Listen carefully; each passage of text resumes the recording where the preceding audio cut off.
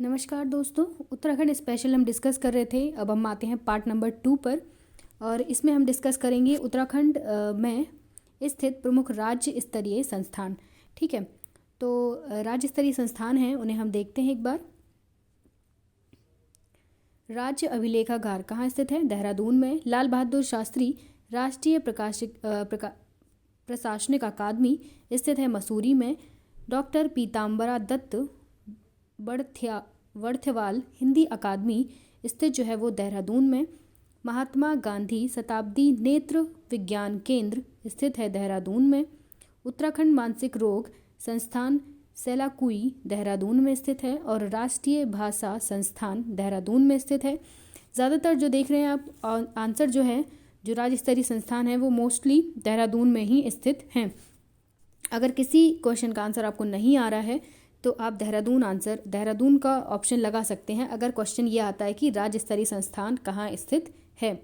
ठीक है, तो उत्तराखंड अधीनस्थ सेवा चयन आयोग कहाँ स्थित है? देहरादून में। उत्तराखंड साहित्य संस्कृत कला परिषद देहरादून। उत्तराखंड जल विद्युत निगम देहरादून। पंजाबी भाषा अकादमी, ठीक है, ये क्वेश्चन पूछा जा सकता है। देखिए, पंजाबी भाषा अकादमी कहाँ स्थित है? देहरादून में। आप इसे पंजाब के किसी स्थान से ना लगा दें, इसीलिए ये हाईलाइट किया है मैंने। पंजाब भाषा अकादमी जो है वो स्थित है देहरादून में और उत्तराखंड भाषा संस्थान भी देहरादून में स्थित है। ठीक है, इसी के साथ आते हैं हम नेक्स्ट टॉपिक पर, हरिद्वार में स्थित प्रमुख संस्थान। ठीक है, तो हरिद्वार में जो प्रमुख संस्थान स्थित हैं वो हैं उत्तराखंड लोक सेवा आयोग हरिद्वार, उत्तराखंड संस्कृति अकादमी हरिद्वार, उर्दू फारसी अकादमी हरिद्वार और गंगा अनुसंधान केंद्र स्थित है हरिद्वार में। ठीक है, और राष्ट्रीय गंगा अनुसंधान केंद्र कहाँ स्थित है दोस्तों? ये लखनऊ में है या कानपुर में? आप हमें कमेंट करके बताइएगा, लखनऊ या फिर कानपुर, दो ऑप्शन है आपके पास। इसी के साथ आते हैं हम नेक्स्ट टॉपिक पर, उधम सिंह नगर जो कहाँ स्थित है? उत्तराखंड के दक्षिण में। ठीक है, उत्तर प्रदेश से लगा हुआ जिला है। राजकीय डिज़ाइन केंद्र काशीपुर। उत्तराखंड ग्राम विकास एवं पंचायती राज संस्थान रुद्रपुर। उत्तराखंड गन्ना विकास संस्थान काशीपुर। राजकीय खाद्य औषधि एवं विश्लेषण प्रयोगशाला उधम सिंह नगर। ठीक है, नेक्स्ट आते हैं हम अल्मोड़ा में स्थित प्रमुख संस्थान। ठीक है, तो अल्मोड़ा में जो संस्थान स्थित हैं वो उत्तराखंड अक्षय ऊर्जा, ठीक है, अक्षय ऊर्जा विकास अभिकरण अल्मोड़ा, राष्ट्रीय कृषि शोध संस्थान अल्मोड़ा, उदय शंकर नृत्य एवं नाट्य अकादमी अल्मोड़ा, उत्तराखंड लोक कला संस्थान अल्मोड़ा लोक कला। ठीक है, और गोविंद बल्लभ पंत राजकीय संग्रहालय कहाँ स्थित है? अल्मोड़ा में। इसी के साथ आते हैं नेक्स्ट जिले में स्थित नैनीताल में स्थित प्रमुख संस्थान जो हैं वो हैं डॉक्टर R.S. टोलिया प्रशासकीय अकादमी जो स्थित है नैनीताल में। राज्य कैंसर संस्थान हल्द्वानी। ठीक है, ये प्रस्तावित है, ये अभी उपस्थित नहीं है, ये प्रस्तावित है। कहाँ पर? राज्य कैंसर संस्थान हल्द्वानी नैनीताल। ठीक है, मलेरिया शोध एवं उन्मूलन केंद्र। ठीक है, मलेरिया ये कहाँ पर स्थित है? भवाली में। ठीक है, जो नैनीताल जिले में है। फिर गाठिया टीवी और सैनिटोरियम भवाली में स्थित है नैनीताल में। उत्तराखंड न्यायिक एवं विधिक अकादमी नैनीताल, प्रशिक्षण एवं सेवा योजना निर्देशालय हल्द्वानी नैनीताल।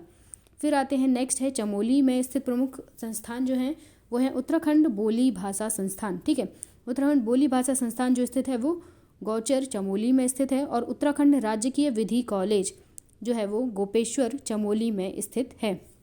राजकीय विधि कॉलेज, ठीक है, लॉ कॉलेज जो है वो गोपेश्वर चमोली में स्थित है। इसी के साथ आते हैं हम नेक्स्ट पर, उत्तराखंड में स्थित कुछ प्रमुख महत्वपूर्ण संस्थान। अखिल भारतीय आयुर्विज्ञान संस्थान जो है वो ऋषिकेश में स्थित है। ठीक है, अखिल भारतीय आयुर्विज्ञान संस्थान, ठीक है, कहाँ स्थित है? ऋषिकेश में। 2012 में जो है वो इसे स्थापित किया गया था। गौ विज्ञान एवं प्रौद्योगिकी संस्थान पशु लोक कहाँ स्थित है? ऋषिकेश में। राज्य पुलिस प्रशिक्षण अकादमी नरेंद्र नगर टेहरी। ठीक है, राज्य की जो पुलिस प्रशिक्षण अकादमी है वो कहाँ पर स्थित है? नरेंद्र नगर टेहरी में स्थित है। और राज्य औद्योगिक महाविद्यालय जो है वो भरसार पौड़ी में स्थित है। इसी के साथ आते हैं नेक्स्ट पर, राजकीय जल विज्ञान संस्थान रुड़की हरिद्वार में स्थित है, राजकीय जल विज्ञान संस्थान, ठीक है। और फिर भारतीय प्रबंधन संस्थान जो है वो काशीपुर उधम सिंह नगर में स्थित है, और नेहरू पर्वतारोहण संस्थान उत्तरकाशी में स्थित है, जो 1965 में स्थापित की गई थी। उत्तरकाशी जो जिला है वो उत्तराखंड का सबसे उत्तरी जिला है।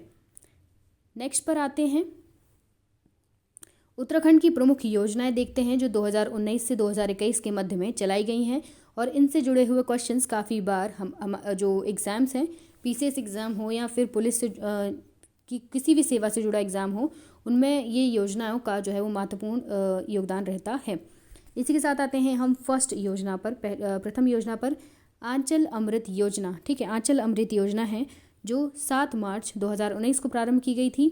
जो आंचल अमृत योजना का जो उद्देश्य है वो है आंगनवाड़ी में पढ़ने वाले बच्चों को सप्ताह में 2 दिन 100 मिलीलीटर दूध मिलेगा, ठीक है।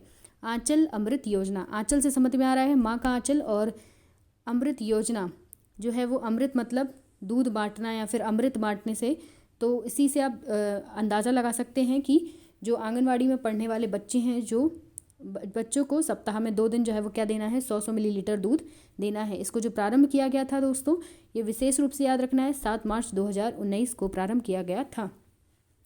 नेक्स्ट है देश को जानो योजना, ये 15 अगस्त 2019 को प्रारंभ की गई थी, ठीक है। और ये है 10वीं कक्षा के टॉप रैंकर्स बच्चों को भारत भ्रमण पर भेजा जाएगा, ठीक है। भारत भ्रमण के लिए, देश को जानने के लिए भारत भ्रमण करना पड़ेगा, और इसमें किस क्लास के बच्चों को भेजा जा रहा है, 10वीं क्लास के बच्चों को भेजा जा रहा है, ठीक है। ये प्रारंभ की गई थी 15 अगस्त 2019 को। इसी के साथ आते हैं नेक्स्ट क्वेश्चन पर, नेक्स्ट योजना पर, मुख्यमंत्री प्रतिभा प्रोत्साहन योजना, ठीक है। ये स्टार्ट की गई थी 15 अगस्त 2019 को। इसका जो उद्देश्य है वो है प्रोफेशनल कोर्सेज के टॉप 25 बच्चों को 50% जो है वो स्कॉलरशिप प्रदान करना है, ठीक है। इसी के साथ आते हैं नेक्स्ट पर, मुख्यमंत्री महिला उद्यमिता योजना, ठीक है। सेम ये भी 15 अगस्त 2019 को प्रारंभ की गई थी, और इसमें योजना के नाम से ही समझ में आ रहा है, इसमें महिला उद्यमियों को क्या है, बढ़ावा देना है, ठीक है। नेक्स्ट योजना देखते हैं, मुख्यमंत्री दाल पोषित योजना। ये जो है वो दाल पोषित योजना 12 सितंबर 2019 को प्रारंभ की गई थी, और इस योजना में राशन कार्ड धारक परिवार को प्रति माह 2 किलोग्राम दाल 44 रुपये प्रति किलोग्राम की दर से मिलेगी, ठीक है। कितने रुपए किलोग्राम की दर से, 44 रुपये। 2 किलोग्राम दाल जो है वो 44 रुपये किलोग्राम की दर से जो है वो मिलेगी। नेक्स्ट योजना पर आते हैं दोस्तों, उत्तराखंड में रूफटॉप सोलर योजना जो है वो 22 जनवरी 2020 को प्रारंभ की गई, ठीक है। और इसका जो उद्देश्य है, यदि कोई अपने घरों की छतों पर सोलर पैनल अगर लगाता है, ठीक है, तो सरकार उसे क्या देगी, सब्सिडी देगी, ठीक है। रूफटॉप सोलर योजना कब प्रारंभ की गई थी, 2020 में, 22 जनवरी 2020 में। नेक्स्ट योजना पर आते हैं, मुख्यमंत्री स्वरोजगार योजना, ठीक है, जो 28 मई 2020 को प्रारंभ की गई थी। इसका जो उद्देश्य है वो स्वरोजगार को बढ़ावा देना है, ठीक है, इसके नाम से स्पष्ट होता है। फिर आते हैं मुख्यमंत्री और स्वरोजगार योजना 2020, जो प्रारंभ की गई थी 8 अक्टूबर 2020 को। इसमें क्या है, इसका नाम ही है स्वरोजगार, तो बेरोजगार युवाओं, किसानों, प्रवासी मजदूरों को जो है वो स्वरोजगार देना है। नेक्स्ट योजना पर आते हैं दोस्तों, एकीकृत आदर्श कृषि ग्राम योजना, जो प्रारंभ की गई थी कृषि को बढ़ावा देना, ठीक है। 21 अक्टूबर 2020 को ये योजना प्रारंभ की गई थी। नेक्स्ट योजना पर आते हैं, ई कंसल्टेशन सुविधा, जो प्रारंभ की गई थी 24 मई 2021 को। उत्तराखंड में प्राथमिक से माध्यमिक स्तर के शिक्षकों व उनके स्वजनों के लिए ई कंस्ट्रक्शन सुविधा शुरू की गई है। नेक्स्ट योजना है मुख्यमंत्री महालक्ष्मी किट योजना, जो 17 जुलाई 2021 को प्रारंभ की गई थी। ये काफ़ी इंपॉर्टेंट है क्योंकि ये 21 की है। तो इस योजना के तहत बेबी के जन्म देने वाली माता और पिता को एक किट प्रदान की जाएगी, ठीक है। इसका नाम है मुख्यमंत्री महालक्ष्मी योजना, ठीक है। तो इस योजना में क्या है कि बच्चे का जब जन्म होता है तो बेबी के जन्म पर है बच्चों मतलब माता पिता को जो है वो एक किट प्रदान की जाएगी।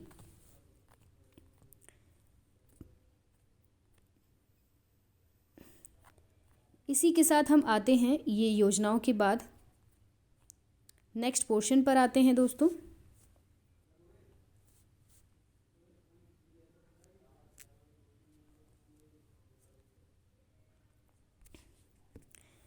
प्रदेश, मंडल एवं जिले। ठीक है, तो जो उत्तराखंड राज्य में जितने जो मंडल हैं वो हैं टोटल 3। ठीक है, पहले 2 थे, अब 3 हो गए हैं। ठीक है, जो और टोटल जो जिले हैं वो हैं 13। ठीक है, 3 मंडल और 13 जिले। तो जो मंडल हैं वो हैं कुमाऊं, गढ़वाल और गैरसैंण। ठीक है, कौन कौन से हैं दोस्तों? कुमाऊं, गढ़वाल और गैरसैंण। तो जो कुमाऊं मंडल में जो जिलों की संख्या है वो है 4, गढ़वाल में 7 और गैरसैंण में 4। ठीक है, मतलब 4, 7 और 4 का जो है वो रेशियो है कुमाऊं, गढ़वाल और गैरसैंण में। ठीक है, जो कुमाऊं राज्य में जो कुमाऊं मंडल में जो जिलों की संख्या है वो 4 है। और कौन कौन से जिले हैं ये देख लेते हैं एक बार। ये हैं उधम सिंह नगर, चंपावत, नैनीताल और पिथौरागढ़। ठीक है, तो ये जो 4 जिले हैं। इसके बाद गढ़वाल में जो जिले आते हैं वो हैं उत्तरकाशी, टहरी गढ़वाल और देहरादून, पौड़ी गढ़वाल और हरिद्वार। ठीक है, तो गढ़वाल की हो गई ये। फिर आते हैं गैरसैंण में अल्मोड़ा, चमोली, बागेश्वर और रुद्रप्रयाग। ठीक है, ये ज़रूर हमें याद रखने हैं कि कौन सा जिला किस में आता है। कुमाऊं में दक्षिण के सभी जिले आते हैं, गढ़वाल में उत्तर के सभी जिले आते हैं। ठीक है, और ये जो है मध्य के अल्मोड़ा, चमोली, बागेश्वर और रुद्रप्रयाग। ठीक है, गैरसैंण मंडल में आते हैं। ठीक है, इसी के साथ हम उत्तराखंड की प्रमुख नदियाँ तथा उनके उद्गम और राज्य में उनकी लंबाई का जो है वो एक बार नज़र डाल लेते हैं इन पर। ठीक है, तो राज्य की जो प्रमुख नदियाँ हैं उनमें पहली नदी है टोंस नदी, जिसका उद्गम रूपिन सूपिन हिमनद से होता है। ठीक है, रूपिन सूपिन हिमनद से होता है। और कहाँ तक ये जाती है? ये डाक पत्थर देहरादून तक, और इसकी जो लंबाई है 148 किलोमीटर है। ठीक है, कितनी है दोस्तों? 148 किलोमीटर। हालांकि लंबाई इतनी ज़्यादा नहीं पूछी जाती है, पर हमें इनका उद्गम स्थान और कहाँ तक है ये ज़रूर हमें याद रखना है। और मोस्ट इम्पॉर्टेंट जो है इसमें वो है उद्गम स्थान। किस नदी का उद्गम स्थान क्या है?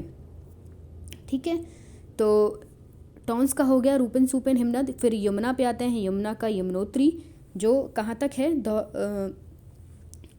धालीपुर, देहरादून तक है। ठीक है, फिर भागीरथी जो निकलती है वो गौमुख से निकलती है, भागीरथी गौमुख। ठीक है, और इसका जो अंतिम बिंदु है कहाँ तक है? देवप्रयाग तक है।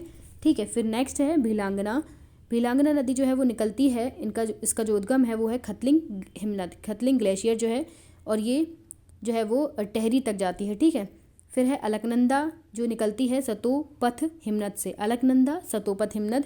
फिर ये जो जाती है वो देवप्रयाग तक जाती है। फिर नेक्स्ट है विष्णुगंगा धौलीगंगा जो देववन हिमानी से निकलती है। विष्णुगंगा धौलीगंगा कहाँ से निकलती है? देवन हिमानी से। पिंडार निकलती है पिंडारी हिमनद से। और फिर मंदाकिनी निकलती है केदार से, नंदाकिनी निकलती है नंदा घुघटी से, और गंगा निकलती है देवप्रयाग से, गंगा देवप्रयाग से निकलती है। और पूर्वी नायर जो है वो दूधातोली से निकलती है, दूधातोली से निकलती है। पश्चिमी नायर जो है वो दूधातोली से निकलती है। पूर्वी और पश्चिमी दोनों जो हैं वो कहाँ से, इनका उद्गम स्थान जो है वो दूधातोली है। फिर पश्चिमी जो है वो रामगंगा है वो उसका भी सेम है, दूधातोली। फिर कोशी जो निकलती है वो कोसानी से निकलती है। और पूर्वी रामगंगा पोटिन हिमनद से निकलती है। और गौरी गंगा मिलान से निकलती है। गौरी गंगा कहाँ से निकलती है? मिलान से। ठीक है, तो ये कहाँ तक जाती हैं इसे आप थोड़ा वीडियो को पॉज करके पढ़ सकते हैं। और अगर इनकी लंबाई भी आपको पढ़नी है तो उस पर भी पॉज करके आप लंबाई भी पढ़ सकते हैं। अब हम आते हैं इसके उत्तराखंड के प्रमुख राष्ट्रीय उद्यानों पर। ठीक है, तो जो प्रमुख राष्ट्रीय उद्यान है उनमें पहला है जिम कॉर्बेट राष्ट्रीय उद्यान। ठीक है, जिम कॉर्बेट राष्ट्रीय उद्यान की जो स्थापना की गई थी 1936 में की गई थी। और इसका जो नाम था पहले हैली राष्ट्रीय उद्यान या हैली नेशनल पार्क था, जिसके पश्चात इसका ये जो हैली नेशनल पार्क है जो भारत तथा एशिया का प्रथम राष्ट्रीय उद्यान या प्रथम नेशनल पार्क था। ठीक है, एशिया का प्रथम नेशनल पार्क है हैली नेशनल पार्क, जिसका नाम बदलकर बाद में कर दिया गया जिम कॉर्बेट राष्ट्रीय उद्यान। इससे पहले इसका जो नाम किया गया था वो रामगंगा नेशनल पार्क रखा गया था। ठीक है, और 1957 में इसका नाम जो है वो प्राकृतिक प्रेमी जिम कॉर्बेट के नाम पर कॉर्बेट राष्ट्रीय उद्यान कर दिया गया। यह नैनीताल और पौड़ी जिले में जो है वो 520.82 वर्ग किलोमीटर में स्थित है। तो जो जिम कॉर्बेट राष्ट्रीय उद्यान है दोस्तों वो नैनीताल और पौड़ी जिले में स्थित है, ये हमें याद रखना है। ठीक है, नैनीताल और पौड़ी जिले में स्थित है। ठीक है, जिसका नाम जो है वो पुनः नामकरण किया गया था 1957 में। इसकी स्थापना 1936 में की गई थी। नेक्स्ट जो राष्ट्रीय पार्क है वो देखते हैं गोविंद राष्ट्रीय उद्यान। ठीक है, नेशनल पार्क। इसकी स्थापना जो है वो दोस्तों 1980 में उत्तरकाशी जिले में 472 वर्ग किलोमीटर में की गई थी। ठीक है, 472 वर्ग किलोमीटर में जो है वो फैला हुआ है। ठीक है, इसमें जो जानवर पाए जाते हैं, जो भी पशु पक्षी जो भी पाए जाते हैं उनके नाम इस प्रकार हैं। इसमें भूरा भालू, कस्तूरी मृग, हिम तेंदुआ, काला भालू, मोनाल आदि पक्षी पाए जाते हैं। फिर हम नेक्स्ट पर आते हैं दोस्तों नंदा देवी राष्ट्रीय उद्यान। इसकी स्थापना 1982 में की गई थी। ठीक है, और इसका विस्तार जो है वो चमोली जिले में है। ठीक है, ये हमें विशेष तौर पर याद रखना है कि कौन सा राष्ट्रीय उद्यान या नेशनल पार्क किस जिले में स्थित है। तो जो पहला था हेली नेशनल पार्क या फिर इसको बोलेंगे जिम कॉर्बेट नेशनल पार्क, वो 2 जिलों में स्थित है, नैनीताल और पौड़ी जिले में। फिर नेक्स्ट आता है गोविंद राष्ट्रीय उद्यान जो स्थित है उत्तरकाशी में। फिर नंदा देवी राष्ट्रीय उद्यान जिसकी स्थापना 1982 में की गई थी और वो चमोली जिले में स्थित है। फिर हम आते हैं फूलों की घाटी राष्ट्रीय उद्यान में। ठीक है, फूलों की घाटी राष्ट्रीय उद्यान में आते हैं दोस्तों। ठीक है, तो फूलों की घाटी चमोली जिले में जोशीमठ बद्रीनाथ मार्ग पर नर और गंधमादन पर्वतों के बीच में थ्यूडार घाटी में स्थित है। ठीक है, और इसकी जो खोज है वो 1931 में ब्रिटिश पर्वतरोही फ्रैंक सिडनी स्माइथ ने की थी। इसे 1982 में नेशनल पार्क तथा 2005 में विश्व धरोहर घोषित किया गया था। ठीक है, तो इसे 1982 में नेशनल पार्क बनाया गया था और 2005 में जो है वो विश्व धरोहर घोषित किया गया था। और जो जिला है फूलों की घाटी जो है वो चमोली जिले में जोशीमठ और बद्रीनाथ मार्ग पर स्थित है। फिर नेक्स्ट पर आते हैं राजाजी राष्ट्रीय उद्यान जो है वो इसकी स्थापना 1983 में की गई थी। इसका विस्तार 3 जिलों में है, हरिद्वार, देहरादून, पौड़ी, गढ़वाल जिले में स्थित है। ठीक है, पौड़ी और गढ़वाल तो 4 हो गए। ठीक है, और इसका जो मुख्यालय है वो देहरादून में स्थित है। नेक्स्ट पर आते हैं गंगोत्री राष्ट्रीय उद्यान। इसकी स्थापना 1989 में की गई थी दोस्तों और इसका विस्तार जो है वो 2390 किलोमीटर में उत्तरकाशी जिले में है। ठीक है, तो इनके ज़िले हमें ज़रूर याद रखने हैं। जो गंगोत्री राष्ट्रीय उद्यान है वो उत्तरकाशी जिले में है। राजाजी जो है वो 4 जिलों में है, हरिद्वार, देहरादून, पौड़ी और गढ़वाल में। इसी के साथ आते हैं हम अपने नेक्स्ट टॉपिक पर, उत्तराखंड के प्रमुख उद्योग एवं औद्योगिक विकास। ठीक है, तो सर्वप्रथम औद्योगिक नीति जो आई थी वो 8 जुलाई 2001 को आई थी। तो हमें याद रखनी है कि उत्तराखंड की प्रमुख औद्योगिक नीति कब आई थी, 2001 में, 8 जुलाई 2001 में। ठीक है, नई औद्योगिक नीति कब आई थी, 26 जुलाई 2003 में। सर्वप्रथम औद्योगिक नीति कब आई थी, 2001 में, और उसके बाद नई औद्योगिक नीति जो आई थी वो 2003 में 26 जुलाई को आई थी। ठीक है, इसमें पर्यटन फोकस एरिया 70% रोजगार स्थानीय निवासियों के लिए आरक्षित थे। ठीक है, रिजर्व था क्या, 70% रोजगार स्थानीय निवासियों के लिए, एंड सेकेंड इज पर्यटन फोकस एरिया। ठीक है, क्योंकि जो पहाड़ी इलाके हैं, पहाड़ी जो राज्य हैं, हिमालयी राज्य, वो ज़्यादातर पर्यटन पर ही निर्भर करते हैं। पर्यटन और उनकी खूबसूरती देखने के लिए लोग जाते हैं। नेक्स्ट टॉपिक पर आते हैं दोस्तों, उत्तराखंड उद्यमिता एक खिड़की सुगमता एवं अभिज्ञापन अधिनियम जो है वो 2013 में आया था। ठीक है, उद्यमिता एवं एक खिड़की सुगमता एवं अभिज्ञापन अधिनियम नेक्स्ट है सूक्ष्म लघु एवं मध्यम उद्यम नीति। एमएसएमई नीति जो आई थी वो 21 जनवरी 2015 को राज्य सरकार द्वारा आई थी। एमएसएमई नीति कब आई थी दोस्तों? 2015 में 31 जनवरी को। 2020 में औद्योगिक विजन प्लान आया है। तो ये भी पूछ सकते हैं कि इंडस्ट्रियल प्लान या इंडस्ट्रियल विजन कब आया था? 2020 में। ठीक है, 2020 में जो है वो इंडस्ट्रियल विजन प्लान आया था इनका, जिसमें शुल्क तथा अन्य करों में छूट, 24 घंटे बिजली, ये सारी जो है वो सुविधाएं थीं। नेक्स्ट पर आते हैं औद्योगिक संस्थान। एकीकृत औद्योगिक संस्थान कहाँ स्थित है? पंतनगर में। और एकीकृत औद्योगिक संस्थान दूसरी कहाँ स्थित है? हरिद्वार में। तो पहली हो गई Pantnagar and second is Haridwar. ठीक है, हरि के द्वार में जो है वो सेकंड है, पहली है पंतनगर में। तो पंतनगर में जो स्थित है वो क्षेत्रफल में सबसे बड़ा है। ठीक है, औद्योगिक इंडस्ट्रियल एरिया जो है वो पंतनगर में स्थित है, वो सबसे बड़ा एरिया है क्षेत्रफल की दृष्टि से। एंड सेकंड इज जो हरिद्वार में स्थित है वो सर्वाधिक उद्योगों की संख्या एवं सर्वाधिक रोजगार है। ठीक है, जहाँ पर हरिद्वार में जो स्थित है वो प्लेन एरिया है और वहाँ पर सर्वाधिक उद्योगों की संख्या है और सर्वाधिक रोजगार भी है। इसी के साथ आते हैं हम अपने नेक्स्ट टॉपिक पर, भारी उद्योग एवं मध्यम उद्योग। ठीक है, तो जो भारी उद्योग और मध्यम उद्योग हैं उसमें है चीनी मिल की संख्या। ठीक है, चीनी मिल की संख्या कितनी है? 7 है, जिसमें टोटल है 7, सरकारी +2 और सहकारी +3 एवं निजी। फिर आते हैं हम नेक्स्ट पर सीमेंट उद्योग। सीमेंट उद्योग कहाँ स्थित है? देहरादून में स्थित है। स्टेडिया केमिकल लिमिटेड जो है वो ऋषिकेश देहरादून में स्थित है। सीमेंट उद्योग Dehradun, Stadia chemicals limited Rishikesh Dehradun में। रानी पोखरी सीमेंट फैक्ट्री रानी पोखरी देहरादून में। गुनियाल गांव की factory AR cement factory Rajpur Dehradun. Kuanwala cement factory Dehradun. कागज उद्योग उत्तराखंड में 28 मिलें कार्यरत हैं। सर्वाधिक कागज मिलें जो है वो कहाँ स्थित हैं? नैनीताल में स्थित हैं। ठीक है, ये इंपॉर्टेंट क्वेश्चन है। इसमें लिखा है सर्वाधिक कागज मिलें कहाँ स्थित हैं? तो नैनीताल में स्थित हैं। और टोटल कितनी मिलें जो हैं वो कार्यरत हैं? टोटल 28 मिल कार्यरत हैं, जिसमें सर्वाधिक जो है वो नैनीताल में स्थित हैं। फिर है Century paper and pulp paper. Lal Kuan Nainital area की सबसे बड़ी कागज मिल है। ठीक है, एशिया की जो है सबसे बड़ी कागज मिल है लाल कुआं नैनीताल। ठीक है, लाल कुआं नैनीताल जो है वो एशिया की सबसे बड़ी कागज मिल है। ठीक है, याद रखना है। अगर क्वेश्चन भी ये भी आ सकता है कि एशिया की सबसे बड़ी कागज मिल कहाँ स्थित है, तो उत्तराखंड में स्थित है। और कौन सी है?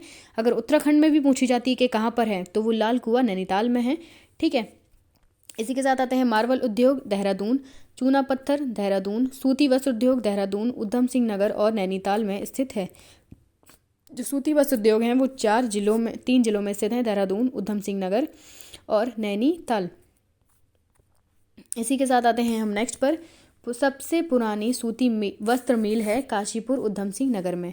ठीक है, सबसे पुरानी जो सूती वस्त्र मिल है वो कहाँ पर स्थित है? काशीपुर उधम सिंह नगर में। और नेक्स्ट है पॉलीफ्लेक्स उद्योग। ठीक है, पॉलिस्टर सूट जो है वो खटीमा उधम सिंह नगर में स्थित है। ठीक है, इसी के साथ आते हैं हम अपने नेक्स्ट टॉपिक पर,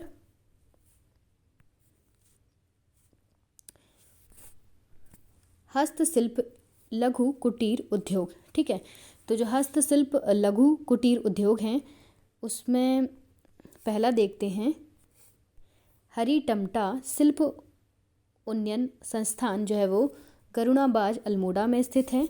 ठीक है, हरिप्रसाद टमटा शिल्प उन्नयन संस्थान। ठीक है, कहाँ स्थित है? गरुणाबाज अल्मोड़ा में।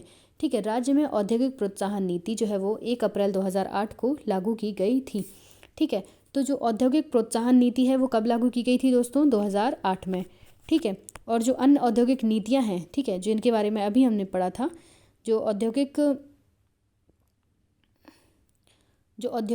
नीतियां थी। ठीक है, तो सर्वप्रथम औद्योगिक नीति कब आई थी दोस्तों? 2001 में आई थी। एंड सेकंड इज जो आई थी नई औद्योगिक नीति वो 2003 में आई थी। ठीक है, इसके बाद औद्योगिक प्रोत्साहन की जो नीति आई थी दोस्तों वो आई थी कब? 2008 में। ठीक है, तो ये लिखा है, ये वो आई थी 2008 में। ठीक है, उसके बाद इसमें आ जाते हैं लघु कुटीर उद्योगों में उत्तराखंड के प्रमुख मेले। ठीक है, तो कौन सा मेला कहाँ पर लगता है, किस ज़िले में कौन सा मेला लगता है, ये काफ़ी इंपॉर्टेंट है, इससे जुड़े हुए क्वेश्चंस भी पूछे जाते हैं। तो चलिए देखते हैं उत्तराखंड के प्रमुख मेले। ठीक है, उत्तराखंड के मेले को प्रमुख रूप से 2 भागों में बांटा गया है। एक है कुमाऊं के मेले और दूसरे हैं गढ़वाल के प्रमुख मेले। ठीक है, तो कुमाऊं के प्रमुख मेले को देख लेते हैं एक बार। जोल जीवी मेला। ठीक है, जोल जीवी मेला कहाँ का है? कुमाऊं का। थल मेला और बोराड़ी मेला। ठीक है, ये जो ज़िले हैं, ये जो मेले हैं वो कहाँ के हैं? कुमाऊं के प्रमुख मेले हैं। ठीक है, तो पहले तो हमें नाम याद रखना है कि कौन सा मेला कहाँ का है, फिर हम उसके बारे में याद रखेंगे कि कौन सा मेला कहाँ किस जनपद में लगाया जाता है क्या। ठीक है, उसके बारे में अंदर की डिटेल। तो पहला, ये 3 हो गए जो कुमाऊं के प्रमुख मेले हैं, वो हैं जोल जीवी मेला, थल मेला और बोराड़ी मेला। ठीक है, तो जोल जीवी मेले के बारे में देखते हैं। यह मेला पिथौरागढ़ जनपद में लगता है। यह मेला प्रतिवर्ष 14 से 19 नवंबर को काली और गौरी नदी के संगम पर लगता है। इसकी शुरुआत जो है वो कब की गई थी दोस्तों? 1914 में इसकी शुरुआत की गई थी। जोल जीवी मेला कहाँ लगता है? पिथौरागढ़ जनपद में। एंड सेकेंड इज 14 से 19 नवंबर के बीच में काली और गौरी नदी के संगम पर लगता है। एंड थर्ड इज ये हर साल, यहाँ सर्वप्रथम इसको 1914 में आयोजित मतलब शुरुआत की गई थी। नेक्स्ट आते हैं थल मेला पर। थल मेला जो है वो सेम पिथौरागढ़ जनपद में लगता है।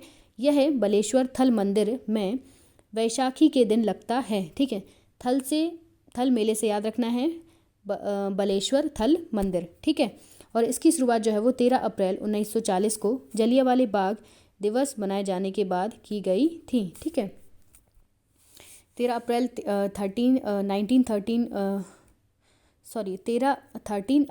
1990 को जो है वो जलियांवाला बाग हत्याकांड हुआ था। उसी के उपलक्ष्य में इसको जो है वो बाद में मनाना प्रारंभ किया गया 13 अप्रैल 1940 को।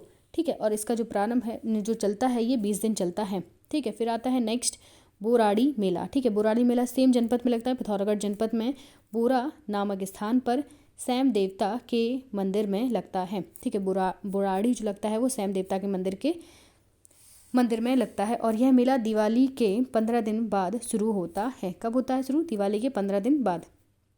जैसे थल मेला लगता है वैसाखी के समय, और जोल जीवी मेला लगता है काली और गौरी नदी के संगम पर। ठीक है, प्रतिवर्ष कब?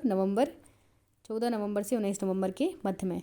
नेक्स्ट पर आते हैं दोस्तों, अब आते हैं अल्मोड़ा के प्रसिद्ध मेले। तो जो पहला मेला है वो है गढ़नाथ मेला। फिर नेक्स्ट है सियालदे तिरबोती मेला, और फिर है नेक्स्ट सोमनाथ मेला। ठीक है, तो फर्स्ट देखते हैं गढ़नाथ मेला। जो गढ़नाथ मेला है वो अल्मोड़ा जनपद में गढ़नाथ में प्रतिवर्ष कार्तिक पूर्णिमा के लगता है। इस मेले में स्त्रियां रात भर हाथ में दीपक लेकर पुत्र प्राप्ति हेतु पूजा करती हैं। ठीक है, तो नेक्स्ट पर आते हैं सियालदे तिरबोती मेला। यह भी सेम अल्मोड़ा जनपद में द्वारहाट कस्बे में प्रतिवर्ष वैशाखी माह में प्रथम दिन एवं रात में लगता है। नेक्स्ट है, ये इस मेले का आरंभ जो है वो कत्यूरी शासनकाल के समय में हुआ था। कत्यूरी शासनकाल के समय में जो है वो सियालदे तिरबोती मेले का प्रारंभ किया गया था। और इस मेले में घोड़े और भगनोल गीत गाए जाते हैं। ठीक है, नेक्स्ट है सोमनाथ मेला। सोमनाथ मेला जो है वो सेम अल्मोड़ा में रानीखेत में रामगंगा नदी के तट पर स्थित मासी गांव में वैशाख महीने में लगाया जाता है। ठीक है, याद रखना है सोमनाथ मेला जो है वो अल्मोड़ा के रानीखेत में रामगंगा नदी के तट पर मासी गांव में वैशाख के महीने में जो है वो लगाया जाता है। ठीक है, इसके बारे में अन्य बातें हैं। वैशाख महीने में अंतिम रविवार को इस मेले में पशुओं का क्रय विक्रय भी किया जाता है। इसी मेले में महीने के अंतिम रविवार को, ठीक है, इस मेले में जो है पशुओं का क्रय विक्रय किया जाता है। यहाँ सोमेश्वर महादेव का जो मंदिर है, इसीलिए इसका नाम क्या है? सोम मेला है। नेक्स्ट पर आते हैं दोस्तों श्रावण मेला। ठीक है, श्रावणी मेला। जो श्रावणी मेला है दोस्तों वो भी अल्मोड़ा के जागेश्वर धाम में प्रतिवर्ष श्रावण या सावन माह में लगता है। श्रावण या फिर सावन माह में लगता है। कहाँ पर? अल्मोड़ा के जागेश्वर धाम में। ठीक है, और यह मेला 1 माह तक चलता है। मेले में महिलाएं संतान प्राप्ति के लिए रात भर हाथ में दिए जलाएं पूजा अर्चना करती हैं। तो जो ये मेला है या फिर श्रावण मेला, ये जो सिमिलर हो गया है किस से, स्यालदे तिरमोरी, सॉरी ये जो सेम हो गया है गणनाथ मेले से, ठीक है, गणनाथ मेला। और नेक्स्ट ये दूसरा है श्रावणी मेला, ठीक है। दोनों में ही जो महिलाएं हैं वो हाथ में दिया लेकर पुत्र प्राप्ति हेतु सारी रात जो है वो पूजा अर्चना करती हैं। एक तो हो गया गणनाथ मेला और दूसरा हो गया श्रावण मेला, ठीक है। दोनों ही कहाँ पर लगते हैं, अल्मोड़ा में। नेक्स्ट पर आते हैं हम, ये आते हैं नैनीताल के प्रमुख मेलों पर, ठीक है। नैनीताल में जो प्रमुख मेले लगते हैं वो हरियाली मेला, सीतावनी मेला, ठीक है। दो ही मेले लगते हैं नैनीताल में। हरियाली मेले के बारे में जान लेते हैं। हरियाली मेला ये नैनीताल जनपद में भीमताल में श्रावण संक्रांति के दिन लगता है। फिर आता है सीतावनी मेला, नैनीताल जनपद में 22 किलोमीटर दूर रामनगर के सीतावनी मंदिर में यह मेला लगता है। और सीतावनी मंदिर माता पिता को समर्पित है, ठीक है। सीतावनी मंदिर जो है वो माता पिता को समर्पित है। नेक्स्ट पर आते हैं चंपावत के प्रमुख मेले, ठीक है। पूर्णागिरि मेला, पूर्णागिरि मेला उत्तराखंड राज्य के चंपावत और टनकपुर के पास पूर्णागिरि मंदिर में लगता है, ठीक है। पूर्णागिरि मंदिर याद रखना है कि पूर्णागिरि मंदिर कहाँ लगता है, चंपावत में, ठीक है, चंपावत में लगता है।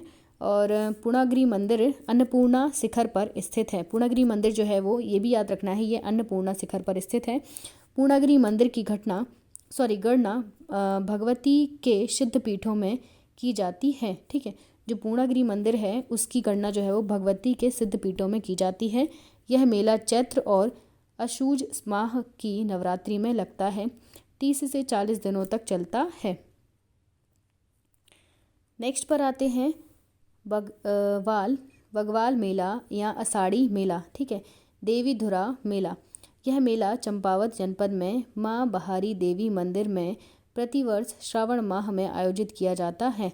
इस मेले में रक्षाबंधन के दिन बगवाल पाषाण युद्ध खेली जाती है। दो गुटों के बीच एक दूसरे पर जो है वो पत्थर फेंके जाते हैं। देवी धुरा मेला चंपावत जिले में लोहा घाट के निकट प्रतिवर्ष लगता है, ठीक है। फिर नेक्स्ट आते हैं लड़ी धुरा मेला, ठीक है। ये जो है बात कर रहे हैं चंपावत के प्रमुख मेलों की। फिर और इसमें फोर्थ जो है वो मानेश्वर मेला है, ठीक है। जो लड़ी धुरा मेला है वो चंपावत जनपद के बारकोट के चंपा देवी मंदिर में कार्तिक पूर्णिमा के दिन आयोजित किया जाता है। तो याद रखना है लड़ी धुरा जो मेला है वो चंपा देवी मंदिर में कार्तिक पूर्णिमा के दिन आयोजित किया जाता है, ठीक है। और मानेश्वर मेला जो है वो यह मेला चंपावत के मायावती आश्रम के पास आयोजित किया जाता है, ठीक है। मानेश्वर मेला जो है वो चंपावत के मायावती आश्रम के पास आयोजित किया जाता है। मायावती आश्रम रामकृष्ण मठ की एक शाखा है। जो मायावती आश्रम है दोस्तों वो रामकृष्ण मठ की जो है वो एक शाखा है। इसी के साथ हम नेक्स्ट पर आते हैं। मायावती आश्रम अद्वैत आश्रम की स्थापना जो है वो स्वामी विवेकानंद की प्रेरणा से 19 मार्च 1899 में J.H. सोबियार द्वारा की गई थी, ठीक है। याद रखना है मायावती आश्रम की स्थापना, मायावती आश्रम जो है अद्वैत आश्रम है, इसकी स्थापना J.H. सोबियार द्वारा 1899 में की गई थी स्वामी विवेकानंद की प्रेरणा से। नेक्स्ट पर आते हैं, ये जो है वो बागेश्वर के प्रमुख मेले हैं। उत्तरायणी मेला पहला मेला है और यह मेला बागेश्वर में सरयू नदी और गोमती नदी तथा अदृश्य सरस्वती के संगम पर हर साल मकर संक्रांति के दिन लगता है, ठीक है। उत्तरायणी मेला कहाँ पर, बागेश्वर के सरयू नदी और गोमती नदी तथा अदृश्य सरस्वती के संगम पर। और 1929 में गांधी जी ने इसी स्थान पर स्वराज भवन का शिलान्यास किया था, ठीक है। तो अगर पूछा जाए कि स्वराज भवन का शिलान्यास गांधी जी द्वारा कहाँ किया गया था, तो बागेश्वर में जो 3 नदियां हैं सरयू, गोमती और अदृश्य सरस्वती के संगम पर, ठीक है। नेक्स्ट है उधम सिंह नगर के प्रमुख मेले, ठीक है। चेती मेला, बाला सुंदरी मेला, ठीक है। चेती मेला कहते हैं या फिर इसे ही कहते हैं बाला सुंदरी मेला। यह मेला उधम सिंह नगर में काशीपुर में बाल सुंदरी देवी के प्रमुख मंदिर में लगता है, ठीक है। इसी के साथ हम गढ़वाल के मेले और गढ़वाल के मेले को हम कल पढ़ेंगे, ताकि सभी जो मेले हैं वो एक साथ एकत्रित ना हो जाएं। उसके बाद हम इससे जुड़े हुए जो महत्वपूर्ण क्वेश्चंस हैं वो भी हम कल की वीडियो में डिस्कस करेंगे। Thank you for watching. अगर आपको हमारे द्वारा दिए हुए क्वेश्चंस अच्छे लगे हो तो चैनल को लाइक कीजिए, शेयर कीजिए और सब्सक्राइब कीजिए।